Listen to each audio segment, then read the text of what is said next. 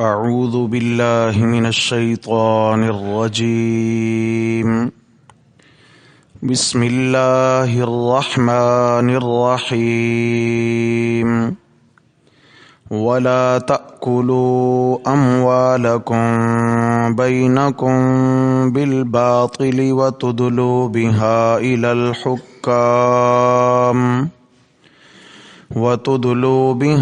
إلى الحكام لتأكلوا فريقا من أموال الناس بالإثم وأنتم تعلمون ولا تأكلوا أموالكم بينكم بالباطل اور مت کھاؤ ایک دوسرے کے مال آپس میں ناحق طور پر وَتُدْلُوا بِهَا إِلَى الْحُكَّامِ اور مت پہنچایا کرو ان مالوں کو حکمرانوں تک لِتَأْكُلُوا فَرِيقًا مِّنْ أَمْوَالِ النَّاسِ بِالْإِثْمِ تاکہ تم کھا جاؤ کچھ مال بعض لوگوں کا ناحق طریقے پر وَأَنْتُمْ تَعْلَمُونَ اور تم جانتے بھی ہو صدق اللہ وَمَنْ أَصْدَقُ مِنَ اللَّهِ قِيلًا اللهم صل على سيدنا ومولانا محمد وعلى آل سيدنا ومولانا محمد وبارك وسلم عليه۔ گرامی قدر سامعین حضرات محترم، درس قرآن مقدس کے سلسلہ میں دوسرا پارہ سورۃ البقرہ اور اس کی آیت نمبر 188 آج ہمارے سبق میں شامل ہے۔ دعا ہے اللہ تبارک و تعالی ہمیں خداوند قدوس کی تمام شرعی حدود کا پاس نصیب فرمائے۔ اس آیت کریمہ سے پیچھے ہم جن آیات بینات کا پچھلے دنوں میں سبق پڑھا ہے اس میں جہاد فی سبیل اللہ اور انفاق فی سبیل اللہ کا حکم ہوا کہ اللہ کے دین کے تحفظ کے لیے اگر جان اور مال کی قربانی دینا پڑے تو دریغ نہ کرنا، لیکن جان اور مال قربان کرنے کے لیے یعنی اللہ کے راستے میں عملاً جہاد کرنے کے لیے باقاعدہ ایک ترتیب ہو اور جس میں مسلمانوں کا باہمی اتحاد ہو، اتفاق ہو، اور اس طرح وہ ایکا کر کے باہمی اتحاد کے ساتھ ایک نظم و ضبط کے ساتھ ایک امیر کی اطاعت میں کفار کا مقابلہ کریں تاکہ حدود شرعیہ کی حفاظت رہے۔ تو لازمی بات ہے کہ جان قربان کرنے کے لیے جہاد کے محاذ پہ جانا ہوگا، اسلامی مملکت کی سرحدوں کی حفاظت کرنے کے لیے گھر سے نکلنا ہوگا۔ تو جب تک اپنے گھر میں ماحول نہیں بنا ہوگا، اپنے محلے میں دین کا ماحول نہیں ہوگا، اپنے علاقے میں اور اپنے ملک میں جب تک اللہ تعالیٰ کی حدود نافذ نہیں ہوں گی تو تب تک اتحاد اور اتفاق سے مسلمان باہر کے دشمن کا مقابلہ نہیں کر سکتے ہیں۔ اس لیے کہ ایک ملک میں دین اور اسلام اور نظام خلافت راشدہ کو نافذ کرنا تب ممکن ہو سکے گا کہ جب ایک بندہ اپنے اس 6 فٹ کے بدن پہ پورے کا پورا اسلام نافذ کر لے۔ اگر اپنے بدن پہ اسلام نافذ نہیں کر سکتا ہے، سنتوں کا تارک ہو رہا ہے، فرائض اس سے چھوٹ رہے ہیں اور دین اسلام کی دیگر بہت ساری باتیں اس کے اندر ابھی تک نافذ نہیں ہیں، تو لازمی بات ہے کہ ابھی اس کا اپنا دین مکمل نہیں ہے، اپنے اندر ابھی تک اس کا دین مکمل نہیں ہے۔ تو اس کے لیے ضروری ہے کہ اپنے دلوں پر محنت کرنا اور اپنے دلوں پر محنت کر کے مسلمانوں کے درمیان باہمی عملی طور پر اتفاق اور اتحاد کی فضا بنائی جائے، اور اس کے لیے امور انتظامیہ بیان فرمائے تھے کہ پہلا امر انتظامی اسلامی ریاست میں نظم و ضبط قائم کرنے کے لیے، یعنی اسلام کی حدود کو نافذ کرنے کے لیے ضروری ہے کہ ظالم سے مظلوم کو حق دلایا جائے۔ اگر کوئی ظالم کسی مظلوم کی حق تلفی کرتا ہے، یعنی اس کا جانی نقصان کیا ہے، تو اس سے قصاص دلایا جائے، اور اگر اس کی مالی اعتبار سے اس کی حق تلفی کی ہے تو پھر اس کے مال کا حق اس کو واپس دلایا جائے۔ اگر باہمی طور پر اپنے ملک کے اندر یا اپنے محلے میں یا اپنے ہی خاندان میں ایک دوسرے کے حقوق پامال ہو رہے ہوں گے تو پھر کہاں اتحاد اور کہاں اتفاق اور کہاں مسلمانوں کی طاقت بن پائے گی؟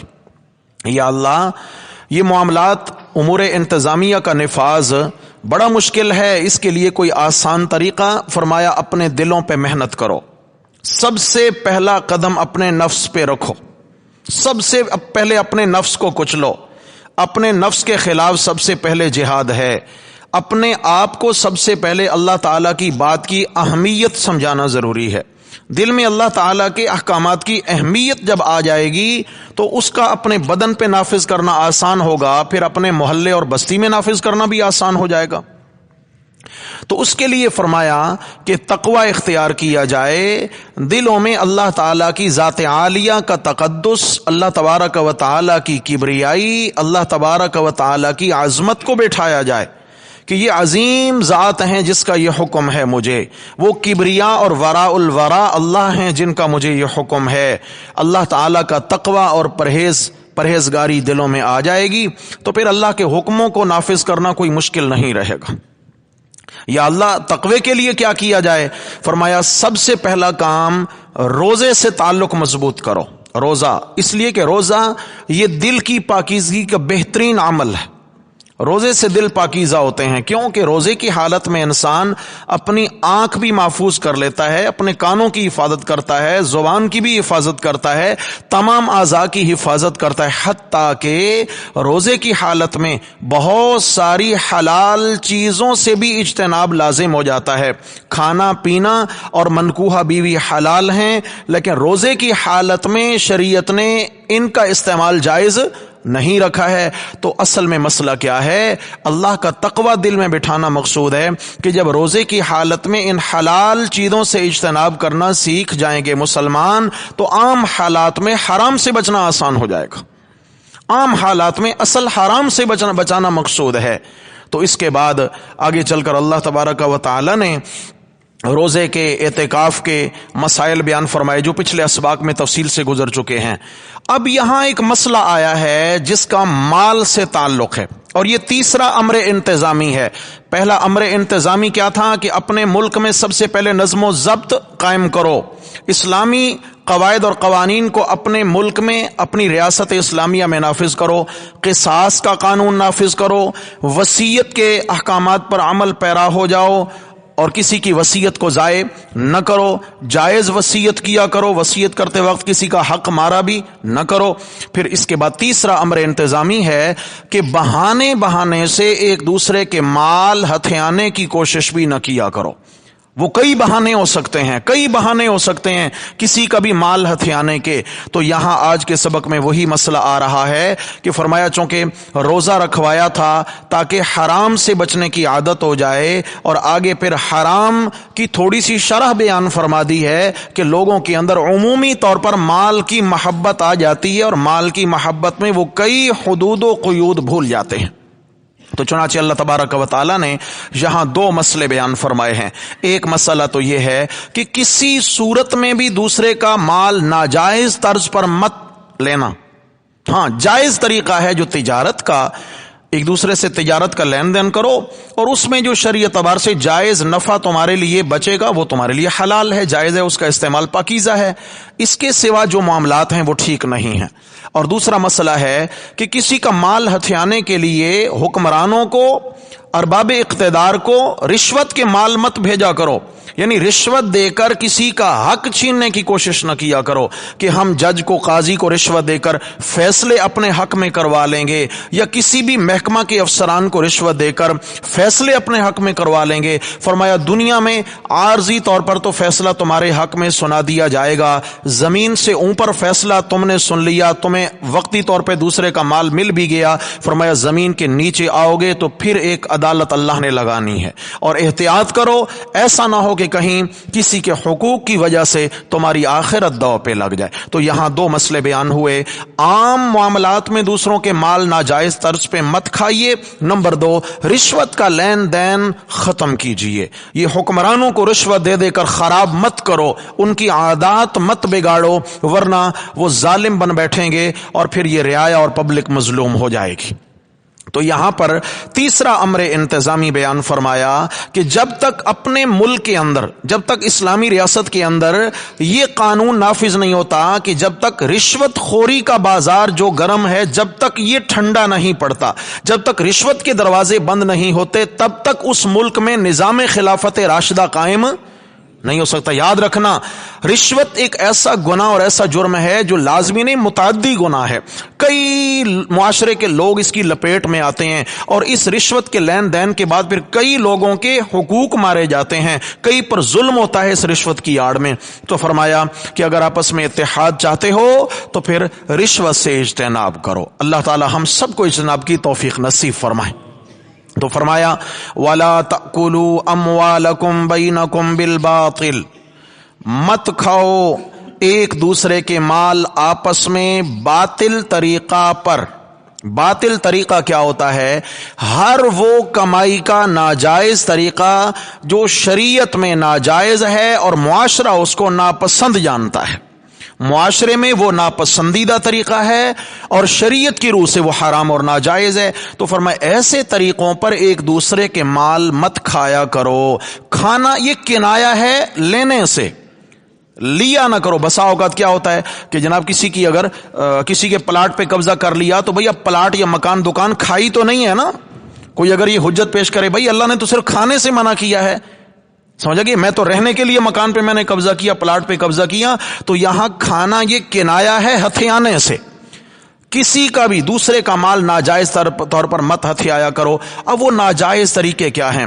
سود کا طریقہ، یہ بھی اب یہ شریعت میں حرام ہے اور معاشرے میں اس لین دین کے طرز کو، اس طریقہ کو لوگ برا جانتے ہیں، معاشرہ اس کو قبیح اور برا جانتا ہے، نفرت و حقارت کی نگاہ سے دیکھتا ہے سود خوروں کو، اور شریعت اس کی بیخ کنی کرتی ہے ناجائز ہونے کے اعتبار سے۔ اللہ رب العزت نے تو یہاں تک قرآن مقدس کے اندر ارشاد فرما دیا، فرمایا کہ دن قیامت کے جو دنیا میں سود کا لین دین کرنے والے لوگ ہیں، جب یہ قبروں سے اٹھیں گے تو یہ پاگل پن ان پہ حاوی ہوگا، پاگل پن، جیسے دنیا میں کسی شخص کو جنات چمٹ گئے ہوں، شیاطین نے اس پر قبضہ جما لیا ہو اور وہ بہکی بہکی باتیں کرتا ہو۔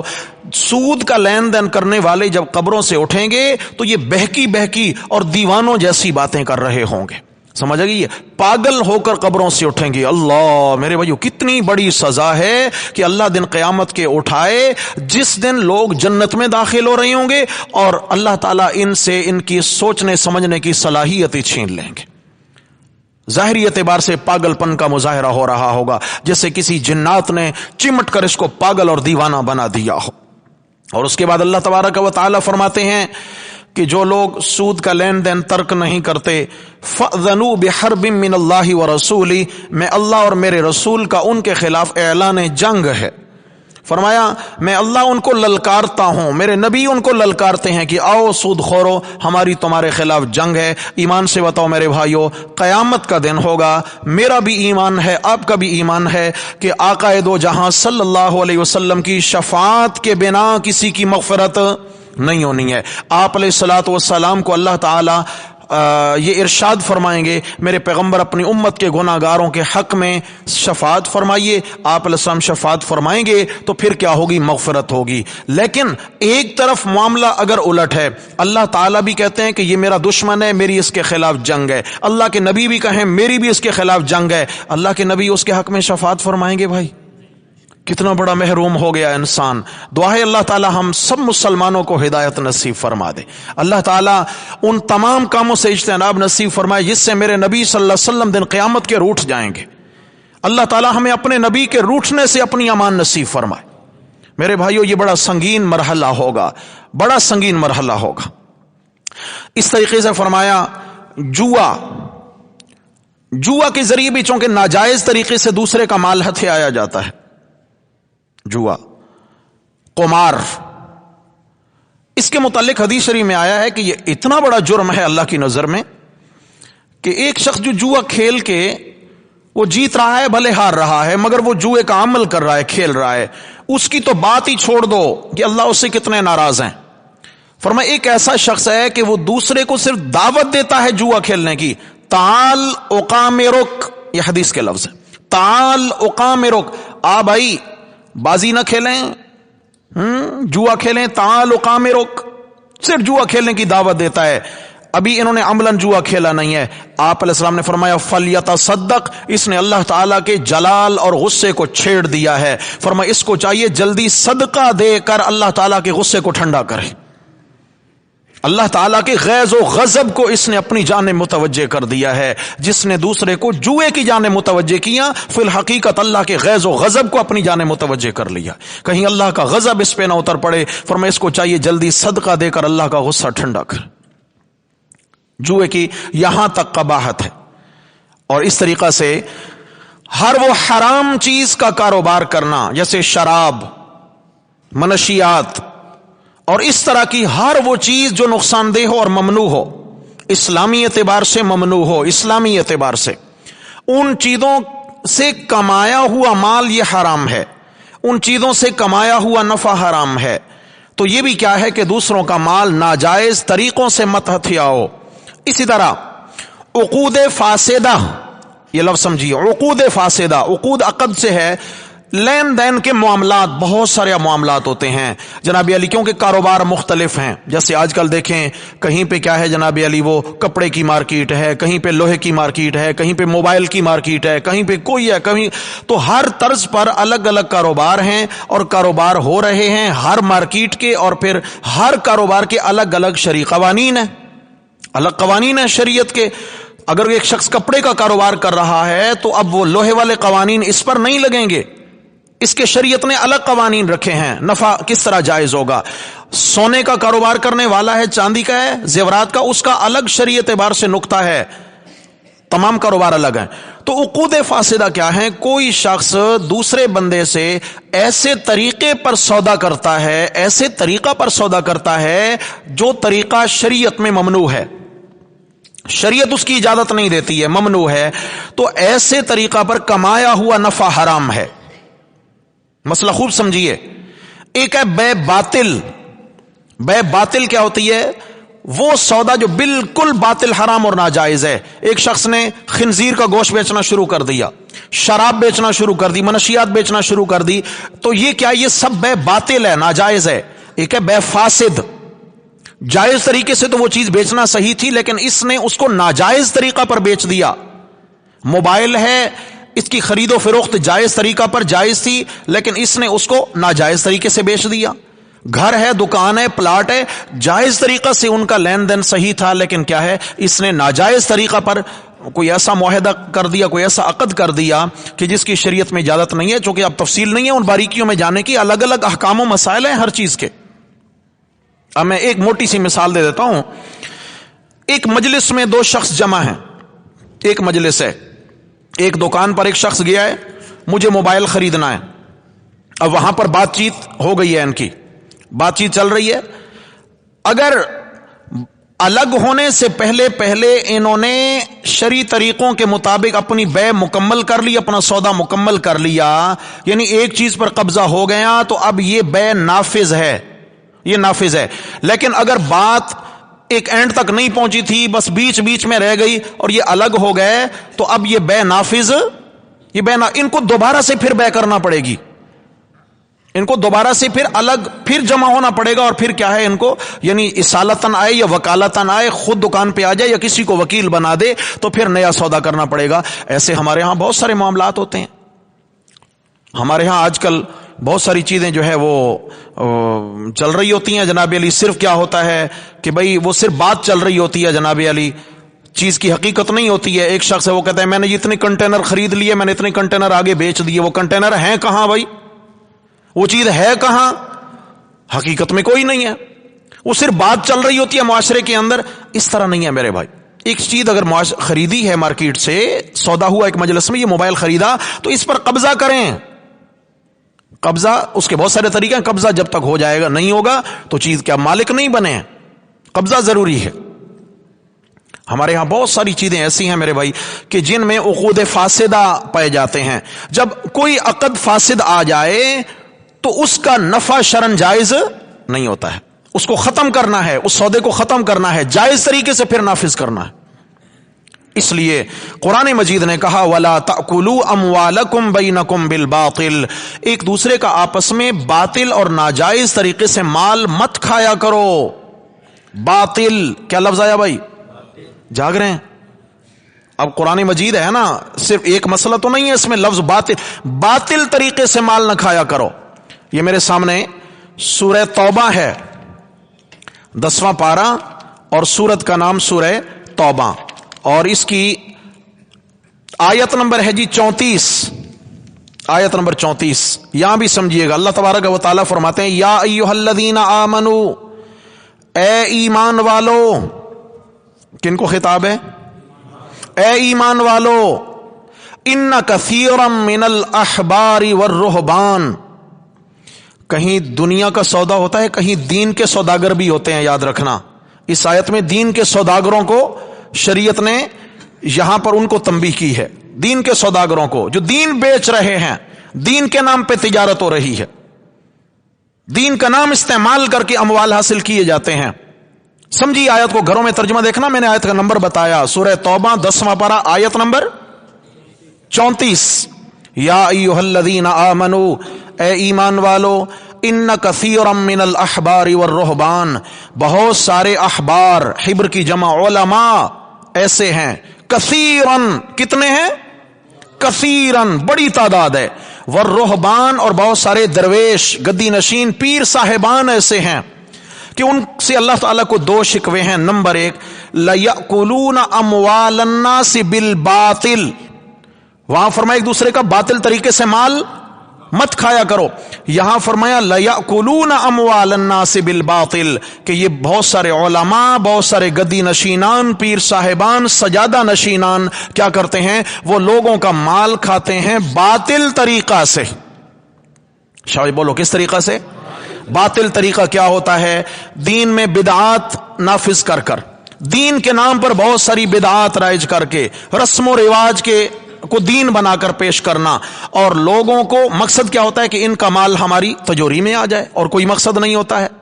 دین مقصد نہیں ہوتا ہے، حصول مال مقصد ہوتا ہے. ہاں جی، میت ہو گئی تو جناب علی کیا ہوتا ہے، وہ باقاعدہ طور پہ جنازہ پڑھانے کے بھی سوٹ مل رہے ہوتے ہیں. ہاں جی، جنازہ چونکہ امام صاحب نے پڑھایا لہٰذا ان کو سوٹ پہنچاؤ. پھر کیا ہے جی، اتنے دنوں تک امام صاحب کے گھر میں کھانا بھی پہنچانا ہے. اگر ہم نے کھانا نہیں پہنچایا تو کیا ہوگا؟ وہ میت کا جو حساب کتاب ہے نا، تو وہ ایسے ہی لٹکا اٹکا رہے گا بس. پھر خیر سے تیجا آ جاتا ہے. بلکہ اس سے بھی پہلے ابھی جنازہ پڑھ کے فارغ ہوئے اور جناب سیدھا میت کے گھر دسترخوان سج جاتے ہیں. دسترخوان سج گئے. یہ ہنگامی دعوت کس چیز کی ہے بھائی؟ دعوتیں ہمیشہ خوشیوں پر ہوتی ہیں، کبھی دکھوں پر دعوتیں نہیں ہوا کرتی ہیں. تو یاد رکھنا، یہ میت کے گھر آ کر جنازے والے دن جو لوگ جمع ہو جاتے ہیں اور میت کے گھر سے ان غم زدہ لوگوں کے ہاں دسترخوان بچھ جاتے ہیں، اور یہاں بریانی اور بوٹیوں پہ پھر لڑائیاں ہوتی ہیں، اور پھر ناراضگیاں پیدا ہوتی ہیں کہ ہمیں تو بوٹیاں ہی کم ملا تھیں، فلاں کو تو اتنا دیا تھا. میرے بھائیو یاد رکھنا، یہ باطل طریقہ ہے، اور قرآن مجید کہتا ہے کہ ایک دوسرے کے مال باطل اور حرام طریقے سے مت کھایا کرو. اس لیے کہ تم نے مجاہد پیدا کرنے ہیں معاشرے کے اندر، اور حرام خور معاشرے میں مجاہد کبھی پیدا نہیں ہوتے ہیں. سمجھ آ گئی ہے؟ اس لیے بنیاد حلال پہ ضروری ہے، بنیاد حلال پہ. پھر اس کے بعد ماشاءاللہ سے تیجا آ گیا جی. پھر تیجے میں کیا ہوتا ہے کہ اس میں باقاعدہ سے ایک دعوت ہوتی ہے، لوگ آ رہے ہیں، اس کے اندر مقصد کھانا ہے. مقصد کھانا ہے، لیکن کیا ہے ادھر فاتحہ بھی پڑھ رہے ہیں، درود بھی پڑھ رہے ہیں، سورہ اخلاص کل شریف بھی پڑھ رہے ہیں، ساتھ کیا ہے جی چنے بھی پڑھے جا رہے ہیں اور ساتھ گٹلیاں بھی پڑھی جا رہی ہیں. خدا کی قسم کھا کے کہتا ہوں میرے بھائیوں، مجھے آپ کے ایمان کی خیر مطلوب ہے. میں آپ کو ناراض نہیں کرنا چاہتا ہوں، لیکن اتنا ضرور کہنا چاہتا ہوں کہ میں اگر میری کسی بات سے آپ کو اتفاق نہ ہو تو اکیلے بیٹھ کے ذرا سوچا کریں. کیا دین ہمارا اتنا مشکل تھا؟ کسی کو خامخواہ اتنا مشکل میں اسلام ڈالتا ہے کہ ادھر ابھی تیرا گھر سے جنازہ اٹھا، میں کہا کرتا ہوں کہ کفن کا آرڈر بعد میں دیا جاتا ہے اور پکوان پہ دیگوں کا آرڈر ہوتا ہی نہیں ہوتا ہے. تو یہ ظلم نہیں ہے میت کے گھر والوں پر؟ کتنا بڑا ظلم ہے میرے بھائیوں. یہ چیزیں کہنے کا مقصد صرف یہ کہ اللہ کرے میرا آپ کا ایمان بچ جائے. سمجھا کہ میری طرف سے یہ فریضہ ادا ہو گیا. دن قیامت کے جو عمل کر لے گا انشاءاللہ اپنی آخرت بچا لے گا، نہیں کریں گے تو بھائی کوئی زور والی بات تو ہے نہیں، کوئی زور والی بات نہیں ہے. لیکن دیکھیں یہ بے راہ روی آخر ختم کون کرے گا میرے بھائی؟ ہم میں سے ہر ایک کی ذمہ داری ہے کہ اپنے اپنے گھر سے ہم خود شروع کریں. ان معاملات کا خاتمہ، خاموش ہو گئے ہیں بھائی، کیا کریں گے؟ ہاں ماشاءاللہ. خاتمہ کن کا خاتمہ؟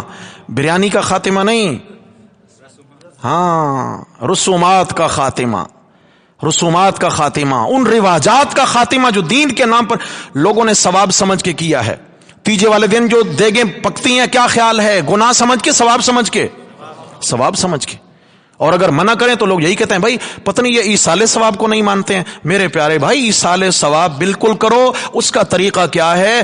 ایک ہاتھ سے دو دوسرے کو پتہ ہی نہ چلے، مستحقین تک پہنچاؤ، جتنا تم سے ہو سکتا ہے کرو. کون منع کرتا ہے ایصال ثواب سے؟ بلکہ میں آپ کو ایک مسئلہ بتاؤں، آپ کوئی بھی چھوٹے سے چھوٹا عمل کریں، آپ نے سورہ اخلاص پڑھی ہے 10 پاروں کا ثواب ہو گیا، ایک بار پڑھی ہے، 3 بار پڑھی ہے تو پورے قرآن مجید کی تلاوت کا ثواب ہو گیا ہے.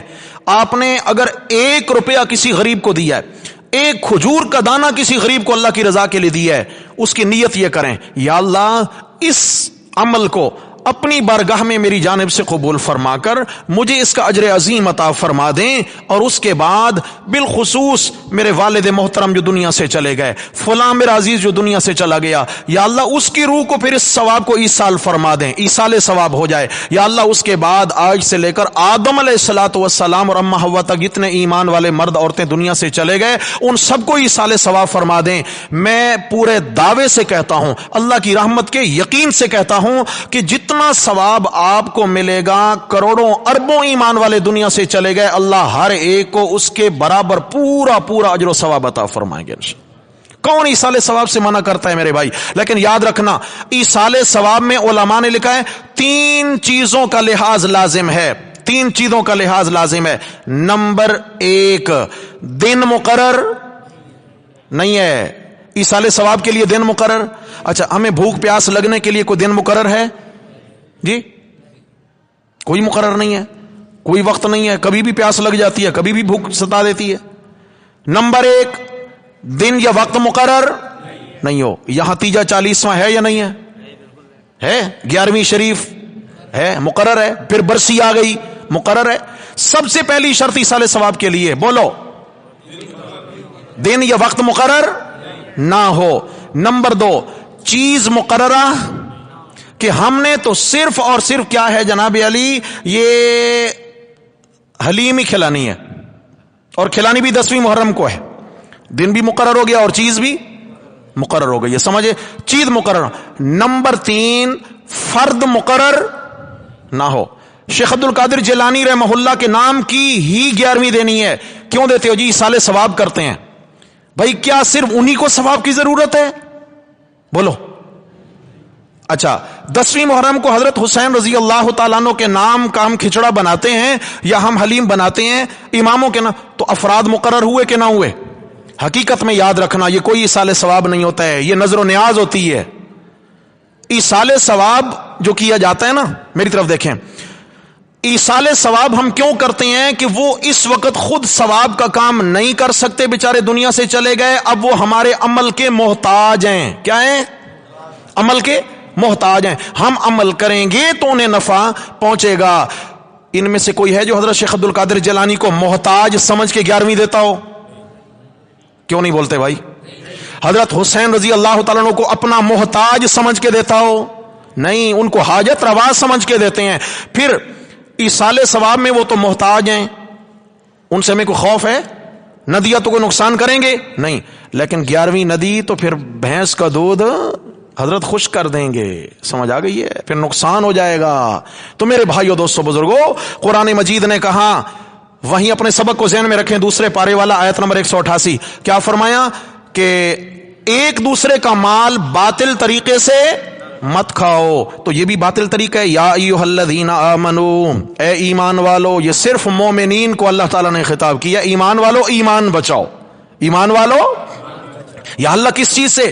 فرما ان کثیرا من الاحبار والرہبان, بہت سارے دین کے بے پاری پھرتے ہیں, دین کے نام پہ بڑا بے پار چل رہا ہے. بہت سارے علماء, بہت سارے گدی نشینان, پیر صاحبان ایسے ہیں کہ ان سے پہلا شکوہ لَيَأْكُلُونَ أَمْوَالَ النَّاسِ بِالْبَاطِلِ, وہ لوگوں کا مال کس طرح کھاتے ہیں؟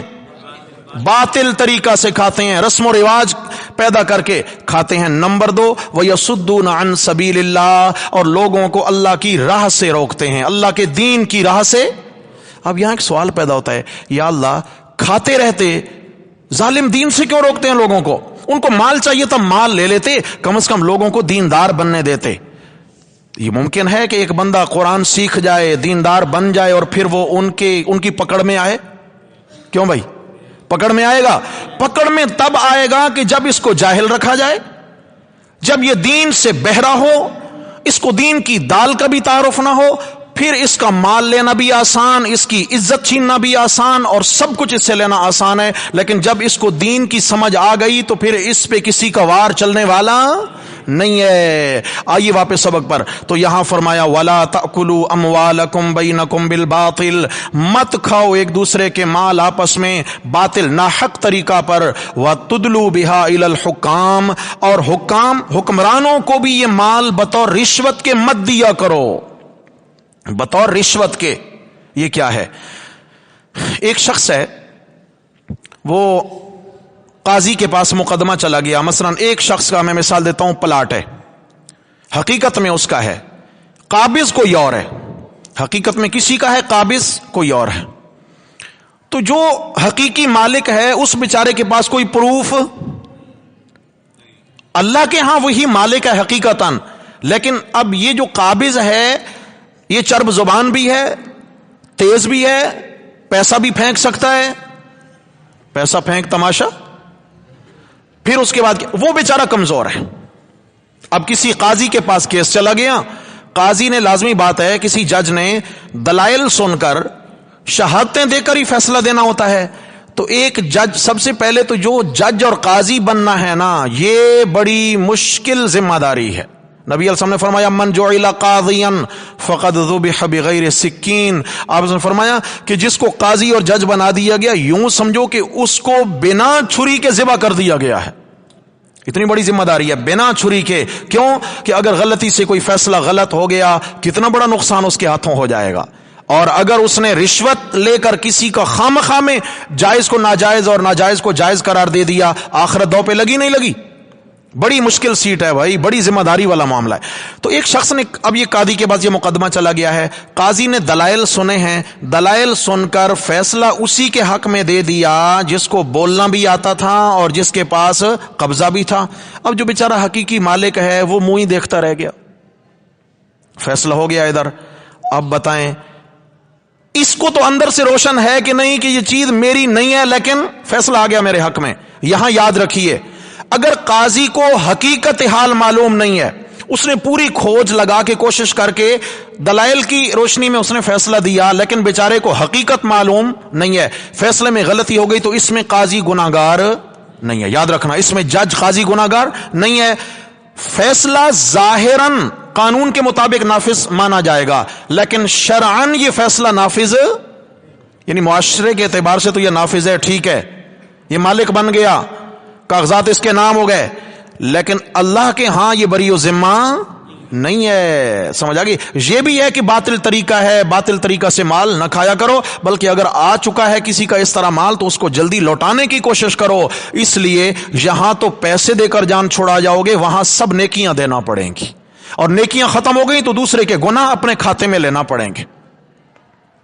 اللہ اکبر. آپ صلی اللہ علیہ وسلم نے فرمایا, یہ کئی کتابوں میں حدیث ہے, کہ تم میں سے 2 لوگ میرے پاس ایک مقدمہ لے کر آتے ہیں, اور ان میں سے ایک چرب زبان ہوتا ہے, وہ بولنے میں تیز ہوتا ہے, وہ بات جلدی اپنی سمجھانے میں جو ہے نا وہ ایک پاور رکھتا ہے, تجربہ رکھتا ہے. آپ علیہ السلام نے فرمایا کہ میں کسی کی باتوں سے متاثر ہو کر بسا اوقات فیصلہ اس کے حق میں کر دیتا ہوں.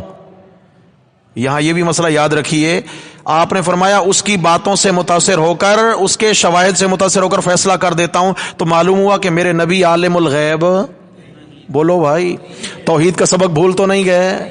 آپ السلام عالم الغیب ہوتے تو کسی کی باتوں سے متاثر نہ ہوتے. میں کسی کی باتوں سے متاثر ہو کر فیصلہ اس کے حق میں کر دیتا ہوں. تو یاد رکھیے, اس کو آگ کا انگارہ دے دیا گیا ہے, چاہے تو اٹھا لے چاہے تو چھوڑ دے, کیونکہ اس کو پتا ہے کہ میں ناجائز کر رہا ہوں, اس کو اندر سے روشن ہے کہ یہ چیز میری نہیں ہے. تو یہاں میرے بھائیوں, شواہد جو ہے نا وہ کافی نہیں ہوتے ہیں, بلکہ حقیقت حال بندہ خود اپنے ضمیر, استفت قلبک, اپنے ضمیر کو مفتی بنا لے. یہ اندر بڑا مفتی بیٹھا ہے, باہر سے جتنے بھی فتوے لے کے ہیں, یہ جو اندر مفتی بیٹھا ہے نا, اس نے جو فتویٰ دینا ہے اس کے برابر کوئی اور فتویٰ جو اندر سے آواز آتی ہے نہیں.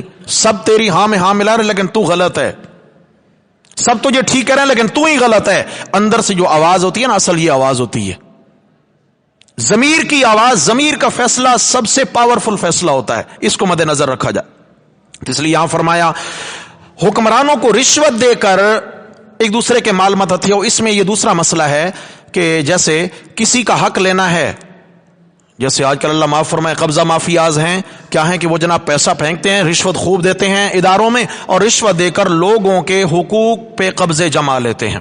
اب اوپر سے کیا ہوتا ہے, ان کے حق میں فیصلے آ جاتے ہیں, حکمرانوں کو بھی پتا ہوتا ہے کہ یہ غلط کر رہے ہیں, رشوت دے رہے ہیں. رشوت دے کر یہ کسی کا حق وصول کرنا قرآن نے اس سے منع کیا. لِتَأْكُلُوا فَرِيقًا مِّنْ أَمْوَالِ النَّاسِ, اس لیے رشوت نہ دو تاکہ تم کچھ مال لوگوں کا ہتھیا لو, بالاسم, گناہ کے طریقہ پر, ظلم کر کے, ناجائز طریقہ پر.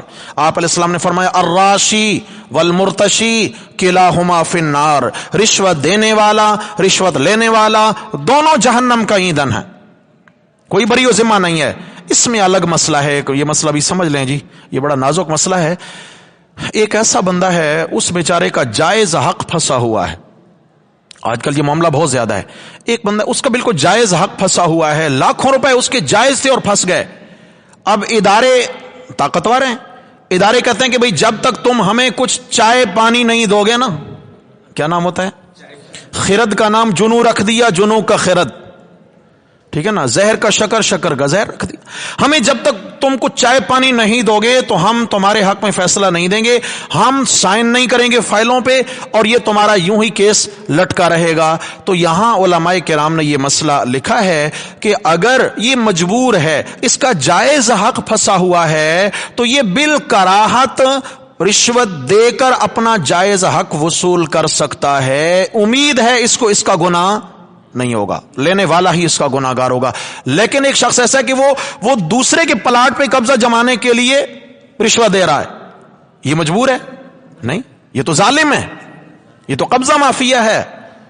آپ علیہ الصلوۃ والسلام نے فرمایا کہ جس شخص نے من اخذ شبرا من الارض, جس نے ایک بالشت کے بقدر کسی کی زمین پہ قبضہ جمایا, کسی کی پلاٹ پہ, گھر پہ, دکان پہ, ہاں جی, ملکیت پہ, ایک بالشت کتنی ہے, اس بالشت میں کتنے کمرے آ جائیں گے بھائی, کیا بنے گا بالشت میں, اس کی قبر بھی نہیں بنے گی. جس نے ایک بالشت بقدر کسی کی ملکیت پہ قبضہ جمایا تو دن قیامت کے 7 زمینوں تک یہ اٹھا کر اس کے گلے میں توق کے طور پہ زمین ڈال دی جائے گی, اور اس کو اٹھا کے چلنا پڑے گا. کیا خیال ہے میرے بھائی, دنیا میں ہی اپنے بوجھ ہلکے کر جائیں نہ کر جائیں؟ اب خاموش ہو گئے ہیں, हम पीछे मुड़ के देखें जरा, किसी का कोई हक हमारे जिम्मा तो नहीं है, हमने किसी के हक पे कब्जा जमा रखा हो, विरासत की तकसीम हमने गलत कर रखी हो, हाँ जी, कहीं तकसीम के मामलात में हमने जानबूझ के गलती कर रखी हो, किसी का हक हमारी तरफ आया हो उसको पता भी ना हो, तो मेरे भाइयों आज से ही हम तौबा ताइब हों। तौबा ताइब होने का तरीका ये नहीं है आंसू बहाएं माफ है, नहीं, आंसू बहाएं, अल्लाह से माफी मांगे और हकदार को उसका हक लौटाएं, फिर अल्लाह से रो रो के माफी मांगे, या अल्लाह आज तक जो कुछ मैंने इस्तेमाल कर लिया मुझे मुआफ फरमा दें। उम्मीद है कि अल्लाह ताला दरगुजर फरमाने वाले हैं। इस तरह आगे फरमाया व अंतुम तालमून, लोगों के माल गुनाह के तर्ज पर न लिया करो, अंतुम तालमून, तुम अंदर से जानते भी हो कि यह चीज हमारी तुम नवाकिफ नहीं हो, अंतुम तालमून, फरमाया खूब जानते हो तुम कि ये हम जुल्म कर रहे हैं, ज्यादती कर रहे हैं। तो मेरे भाइयों यहां पर यह तीसरा अमर इंतजामी बयान हुआ है कि अगर जिहाद के मैदान में अगर तुम कुफ्फार के मुकाबले में कामयाब होना चाहते हो तो उसके लिए सबसे पहले तुम अपनी मुमलिकत इस्लामिया के अंदर शरई कवानीन का निफाज करो, और शरई कवानीन का निफाज का मतलब यह है कि अपनी रियासत में अपने रियासत के बासियों के हुकूक का तहफ़्फ़ुज़ करो। क्या करो भाई? तहफ़्फ़ुज़ करो। और यह हुक्मरानों की बहुत बड़ी जिम्मेदारी है। वक्त के हुक्मरान, याद रखना, हुक्मरान सिर्फ वजीर आजम नहीं होता है, सिर्फ चीफ ऑफ आर्मी स्टाफ नहीं होता है हुक्मरान। एक अगर थाने का SHO है तो वो भी हुक्मरान है, उसके पास भी इंसाफ का तराजू है, वो क्या कर रहा है। एक अगर UC मेंबर है तो वो भी हुक्मरान है, याद करना कि वो कहीं इस गली का हक इस गली में तो नहीं फेंक रहा, इधर का हक उधर तो नहीं दे रहा है। समझ आ गई है? छोटे से लेकर बड़े तक आप सामने फरमाया अला कुल्लुकुम राइन व कुल्लुकुम मसऊलुन अन रइयतिही, तुम सब के सब निगरान बनाकर भेजे गए हो, जिम्मेदार बनाकर भेजे गए हो, और तुम्हारी जिम्मेदारियों का अल्लाह ने तुमसे हिसाब लेना है। हर बंदे की अल्लाह ने अलग अलग जिम्मेदारियां लगाई हैं। तो मेरे भाइयों यहां जरूरी है, फरमाया कि अगर दिल में तकवा पैदा करना चाहते हैं तो फिर क्या करें, रिज़्क़ हलाल की कोशिश करें और हराम से इज्तनाब करें, क्योंकि आप अलैहिस्सलातु वस्सलाम ने फरमाया कि हराम खाने वाले शख्स की अल्लाह दुआ कबूल नहीं करते। मतामुहु हरामुन मशरबुहु हरामुन व मलबसुहु हरामुन फअन्ना युस्तजाबु लह, फरमाया जिस शख्स का खाना हराम का, पीना हराम का, पहना हुआ लिबास हराम का है, अन्ना युस्तजाबु लह, भला ये भी इस उम्मीद में है कि अल्लाह मेरी भी दुआएं कबूल करेगा। फरमाया नहीं, इबादत और दुआओं की कबूलियत के लिए क्या है जी, रिज़्क़ हलाल हो, पाया पिया खाया क्या हो, हलाल हो। और यकीनी बात है आज मेरे भाइयों हम जो कमा कर अपनी औलादों के पेट में लुक़मे डालते हैं, हकीकत से कह रहा हूं कि आज अगर अपनी औलाद के पेट में हम हलाल डालेंगे, अल्लाह हमारी औलादों को फरमाबरदार बनाएगा, अल्लाह ताला हमारी औलादों को हयादार बनाएगा, अल्लाह हमारी औलादों को दीनदार बनाएगा। हमारे मरने के बाद वो हमें इतने तहाइफ भेजेंगे, इतने तहाइफ भेजेंगे कि हम हैरान होंगे कि ये क्या है। सिर्फ क्या है कि अगर हमने उनकी तरबियत हलाल के जरिए से की है। लेकिन अगर हमने महज कहा कि जी औलाद का पेट पालना है, भाई पेट तो जंगल के जानवरों का भी पल रहा है। अगर खिलाना पिलाना तरबियत है तो नहीं, अल्लाह जंगल के दरिंदों को खिला पिला रहे हैं। खिलाना हलाल है, तरबियत दीन के अहकामात से खाना है, दीन के अहकामात से खाना है। दुआ है अल्लाह जल्ला शानहू हम सबको इस आयत करीमा के अहकामात पर अमल पैरा रहने की तौफीक नसीब फरमाएं। अक़ूलु क़ौली हाज़ा अस्तग़फ़िरुल्लाह व अतूबु।